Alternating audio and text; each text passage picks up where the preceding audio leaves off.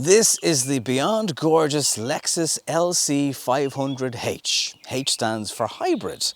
You may have guessed that. It's a 3.5 V6 petrol car.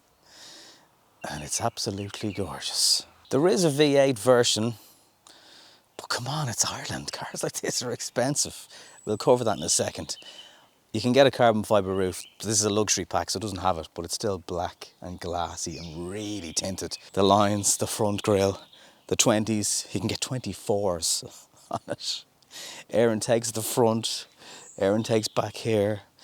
Look at this quarter. It's just a gorgeous looking car. It literally stops traffic.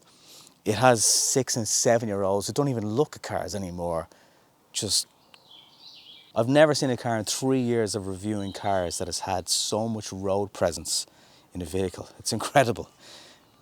At the back, it's just as gorgeous. It's so flared back here. You just can't help but look back at it every time you leave it. Those rear lights are mirror-like during the day, but then when the lights are on, they flash up like a computer game. There's a little button to the side of the rear light that lifts up. That's pretty small. It's even smaller than the V8 version because you have hybrid batteries down here, so it's not even 180 litres. And there's a little hand there to help you close it, right? But I guarantee you, oh, of course it worked on camera, didn't it? Of course it did. But every other time, okay, well if you use the handle to flick it, right? Oh, forget about it. Forget about it. Always the way. Like seriously, people pull up beside me in traffic lights, ask me what I do. How much do I earn? I've never seen a car have a reaction like it. Isn't it just? I mean, look at it. If you have the key on you and you press it, these will pop open. Also that just pops open like that. Little Lexus badge comes out. The attention to detail in this car is really impressive. When you jump in and start the car, this will memorise where you've sat. That's raised electronically, of course it is. Seats are super comfortable. They're not the sports seats that you can get with the car, but I think they're fine. And my experience with sports seats sometimes is they look great, but they're not actually that practical on a day-to-day living with basis. You can get a CD player, old school. The biggest bone of contention is this Lexus trackpad.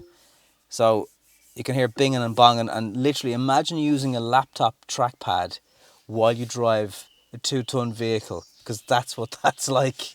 It's okay when you're stationary and you're trying to set things up, and in fairness to them, there are some shortcut buttons like radio and media, and you can change some things. Voice command won't really take care of it. I've tried that, it's not the best.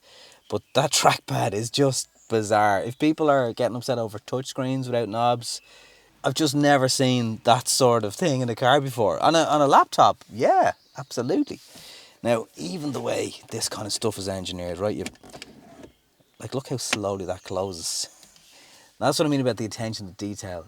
I have put a child seat into the back just to display that you can actually do it. Now, behind my seat, forget about it. And if you're over 6 foot, I mean, there's no leg room as it is. They should have just put an extra storage thing behind that seat, because obviously you can potentially save some leg space in the front for front passenger seat drivers. But if you get the infants to cross their legs, like as if they're meditating, it would probably work then. Just trying to think of all the things that could get you into this car. It's just not very practical, Orkin. Yeah, but like I saw a guy on YouTube saying you can put 2 child seats in the back. I mean, the trackpad, you don't overly have to use it, and there's lots of buttons on the steering wheel that will change different settings for you too. The air vents on the top of the glove box, they're pointing that way. I'm not quite sure I see the point, but design-wise it probably looks better. Stitching and dashboard and stuff, it's gorgeous. Like, I'd say if you get one thread wrong, it's sent back to be done again, you know. 2 big, huge kind of add-ons to the dashboard that control your comfort and your sport settings. I'll explain them a bit more to you on the drive. You turn your traction off here. You can actually make the front, the center instrument move left and right. You just press the button and it moves. It's just good for showing off, really. And that's what this car is. Like, you will be showing off behind the wheel of it, and that's one big warning. You will get everybody staring at you, from 5 year olds up to 78-year-old women, they will all look at you in this car. And if you love attention, knock yourself out. If you just would like to kind of just guide under the radar a little bit, probably get it in black, at least anyway, and see how that goes.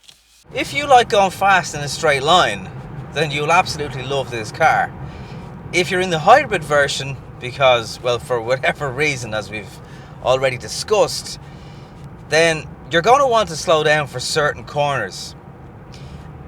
I've had experience of owning a BMW 6 Series, and this car in some ways is compared to it, and that's a car that you would sometimes have had to slow down for corners in too. So if all that makes sense to you, then you'll understand that it is a gorgeous car for just kind of cruising around. It's a long range cruiser. Any car really with over 350 brake horsepower, that's quick enough. You don't get to use it.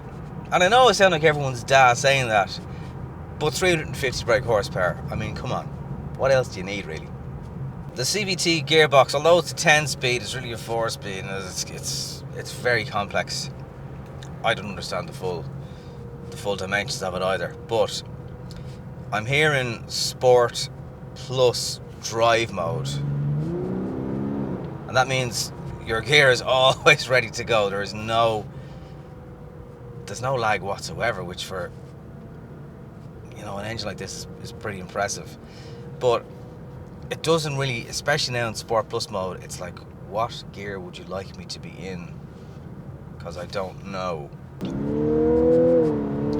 So it means that when you floor it, you're really not waiting for any time at all for all the power to come on tap. It's just there. Now, don't get me wrong, it will go around corners. You just might feel, you just feel a little bit the fact that it's a few bags of sugar under 2 ton. Even just Sport S mode, that will change gears quicker, and that's probably the sweet spot really if you were doing some spirited driving.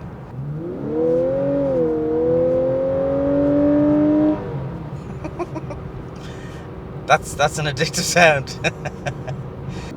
It's revving there, trying to match the speed, and it's not quite catching up.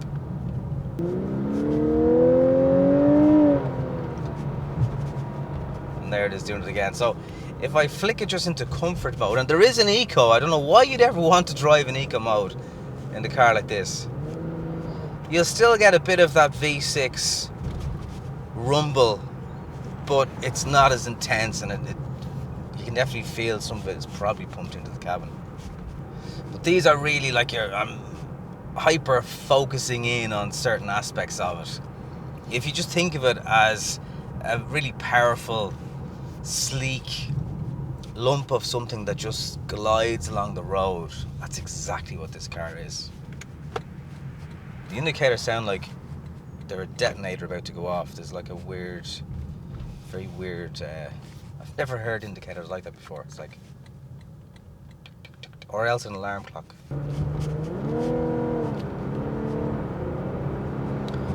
And in that normal comfort mode, the gear changes are really, really fast. They're not hanging on for anything. Again, flick it into sport.